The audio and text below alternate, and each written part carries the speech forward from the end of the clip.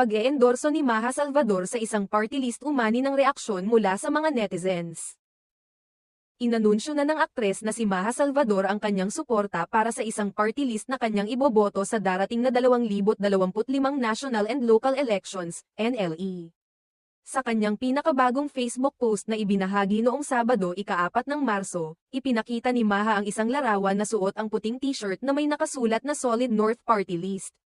Sa caption ng kanyang post, ipinahayag ni Maha ang kanyang buo at taus-pusong suporta sa naturang party list. Si Maha Salvador po, legit na taga-Norte. Kaya't ako po ay sumusuporta sa 104 na Solid North. Para sa turismo, trabaho, at progreso, ang pahayag ni Maha sa kanyang post. Idinagdag pa niya, agkakadwa tayo ay Mangapanga Bapti Solid North. Sama-sama tayong mananalo sa Solid North. Malinaw ang kanyang mensahe ng pagkakaisa at pagtataguyod ng mga layunin para sa